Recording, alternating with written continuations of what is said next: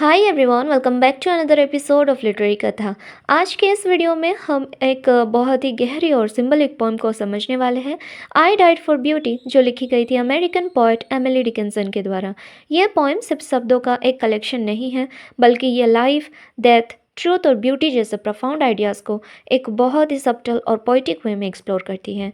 I died for beauty एक short lyrical poem है जो जनरली एलिजी और फिलोसफिकल पोइट्री के अंडर आती है।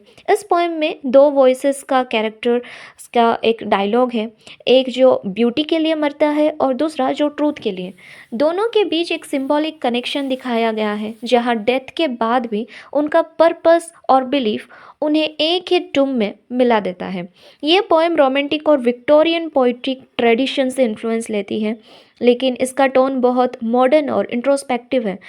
अब एमिली डिकिंसन अपने सिंपल लैंग्वेज में भी बहुत ही ज़्यादा डीप फिलोसफिकल मीनिंग्स छुपा देती है। एमिली डिकिंसन एक अमेरिकन पोएट थी जिन्होंने ज़्यादातर अपनी लाइफ आइसोलेशन में गुजारी, मतलब अकेलेपन में। उनकी पोइट्री उनके लाइफ टाइम में बहुत लिमिटेड पब्लिश हुई थी, या फिर ना के बराबर ही, कुछ हुआ भी नहीं था, लेकिन आज उन्हें इंग्लिश लिटरेचर के सबसे इम्पॉर्टेंट पोइट्स में से माना जाता है। इंटरेस्टिंग बात यह है कि डिकन्सन ने अपने पोएम्स को बहुत अनकन्वेंशनल स्टाइल में लिखा, बहुत ही यूनिक स्टाइल में। शॉर्ट लाइंस थे और अनयूजुअल पंचुएशन यूज़ करते थे। डैशेस का उनका जो डैशेस का यूज़ उनकी सिग्नेचर स्टाइल भी बन गया था। उनका फोकस ज़्यादातर इनवर्ड इमोशंस और फिर डेथ, नेचर और इमोर्टलिटी जैसे थीम्स पर होता था। इस पोएम का historical context 19th century America से जुड़ा है, जब विक्टोरियन इरा में सोसाइटी ट्रूथ, मोरालिटी और ब्यूटी को आइडियल फॉर्म्स में देख रही थी। उस टाइम पर इंडस्ट्रियल रिवॉल्यूशन भी चल रहा था, जिसने ह्यूमन इमोशंस और स्पिरिचुअल वैल्यूज़ को एक काइंड ऑफ टेंशन में डाल दिया था। अब एमिली डिकिंसन ने इस चेंजिंग टाइम में अपनी पोइट्री के थ्रू एग्जिस्टेंशियल क्वेश्चन उठाए कि क्या ट्रूथ और ब्यूटी अलग है, या एक ही रियलिटी के दो फॉर्म्स हो चुके हैं। आई डाइड फॉर ब्यूटी इसी फिलोसफिकल डिबेट को रिप्रेजेंट करती हैं, जहाँ डेथ के बाद भी ट्रूथ और ब्यूटी एक ही इटर्नल ट्रूथ में मर्ज हो जाते हैं या फिर मिल जाते हैं। तो चलिए हम चलते हैं सीधा पोएम की ओर। I died for beauty, but was scarcely adjusted in the tomb when one who died for truth was laid in an adjoining room.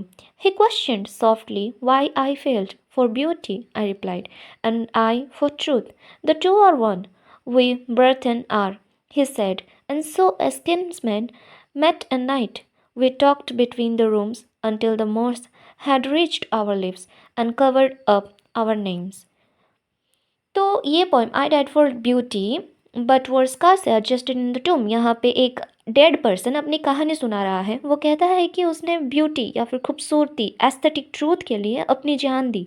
अब वो अपने कब्र या फिर अपने टोम में अभी ठीक से सेटल नहीं भी हुआ था, यानी न्यूली बरीड था अभी वो। When one who died for truth was lane in an adjoining room, तभी उसके पास वाली कवर में एक और डेड पर्सन को लाकर रखा गया, जो ट्रूथ था, सच्चाई के लिए जो मरा था।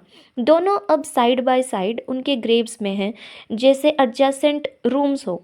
ही question softly why I failed. अब जो ट्रूथ के लिए मरा था, वो ब्यूटी वाले धीरे से, उन ब्यूटी वाले जो है जो मरा था, ब्यूटी के लिए जो मरा था, उनसे वो धीरे से पूछते हैं कि तुम किस वजह से यहाँ आए, यानी तुम्हारी डेथ किस रीजन से हुई थी। For beauty I replied, beauty वाला कामली जवाब देता है, मैं ब्यूटी के लिए मरा हूँ। And I for truth, the two are one, we brethren are, he said. फिर ट्रूथ वाला कहता है कि मैं ट्रूथ के लिए मरा हूँ और ट्रूथ और ब्यूटी असल में एक ही है, हम दोनों भाई जैसे हैं। ब्रेथन मीन्स ब्रदर्स होते हैं। यहाँ पोइट बताते हैं कि ट्रूथ और ब्यूटी सेपरेट नहीं है, दोनों कनेक्टेड है।